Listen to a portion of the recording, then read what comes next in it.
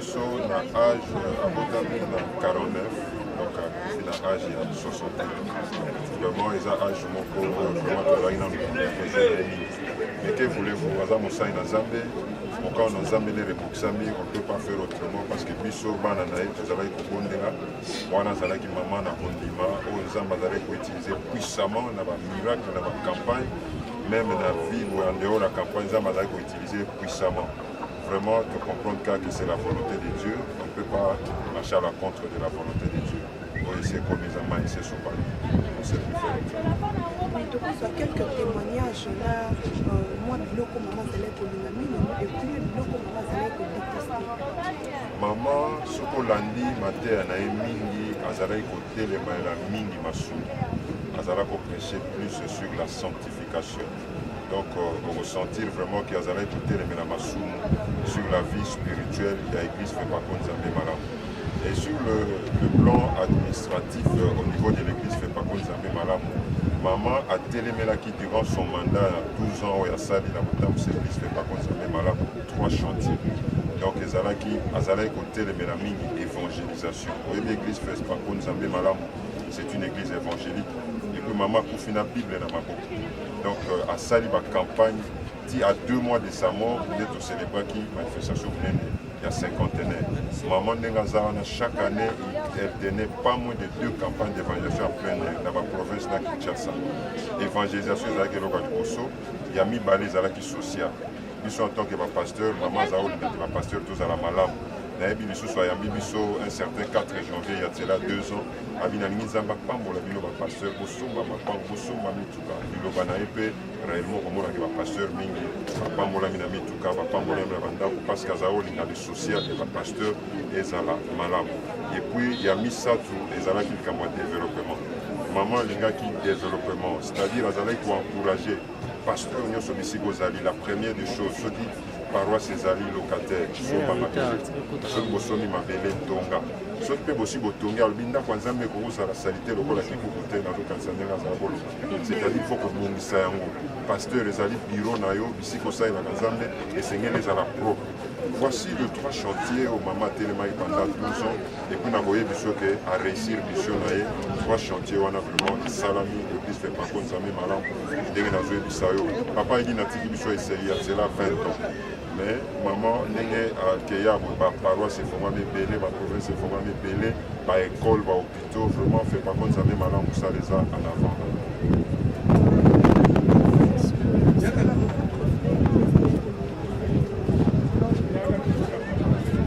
Bon, wana ezali nakoki kobuka lokuta te wana eza bapréférence ya maman donc azalaki lere biso ozwa occasion toza kolia nyonso antuka omona ye aza motambusi monene akoyamba yo okolia ye à l'aise okondima kutu te na simplicité oyo azalaki nango je me souviens encore papa na biso mo pasteur amemi moninga na ye basalaka nini mosala na contribution alobi na amemi epa mama abondela ye nzambe na kikole simplicité ya mama ezalaki le bakomi akuti mama afandi azosala bambika na ye afandi na bana azosala bambika sikoyo lere akomi azotuna motambusi ya fe pavo ape abitalaka bisika na okefuka akamwaki simplicité wana donc c'est pour dire que azalaki na ye na nga nazalaki komona na nyonso tozala kokutana nango azala kozala à l'aise na koyamba bato mpe na kolia oyo nyonso bafe.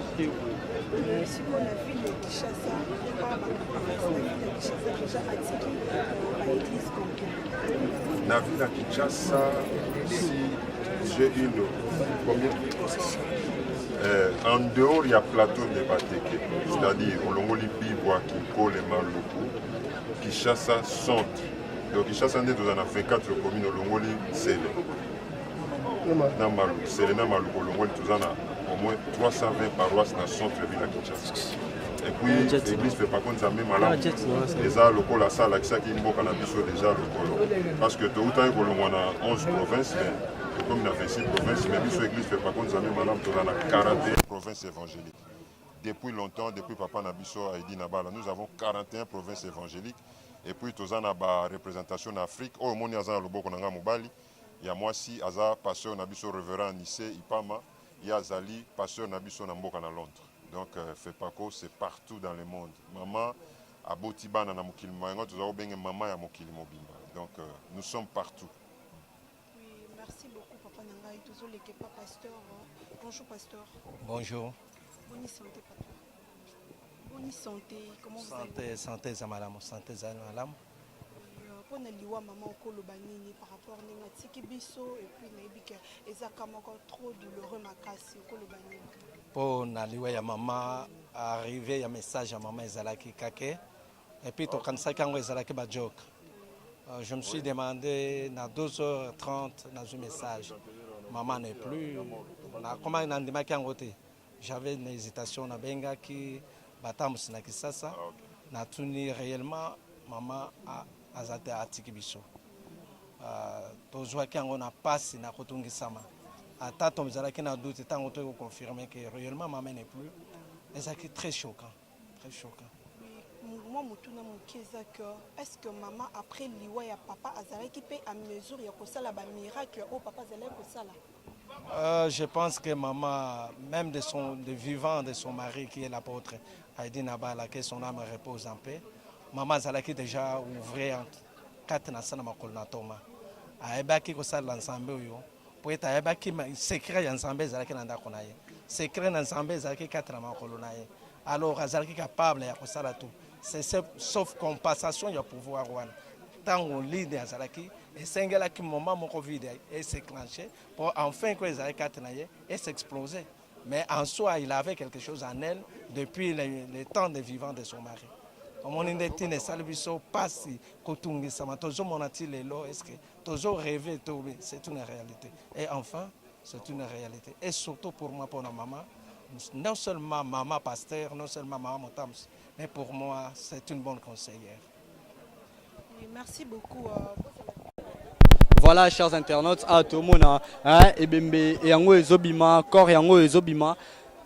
Souci vraiment mingi na kati ya mort ya cinquantenaire pas mingi vraiment à tomoni bani mebele bazolela représentante légale na bango ya église fait peu nzambe malamu vraiment pas mingi na kati ya mort ya cinquantenaire bilemo bozomona ndenge ba perdre maman na bango pas eza mingi maweza makasi donc fait pas ko et perdre mutu monene vraiment ya na kati ya église na bango na kati ya communauté na bango ya nzambe malamu vraiment pasi mingi eza awa na kati ya mort ya cinquantenaire binomo bozomona ba image binomo bozoyoka susi pasi mingi eza na kati awa botala bomona corps yango wana ezoya vraiment donc maman azaki wana akambi église vraiment tango molai lelo atiki biso ake kopema en paix alandi papa oyo atika biso depuis kala tala tozala ba maman pasi bonjour maman maman na biso tozali nango point de maman na biso atiki biso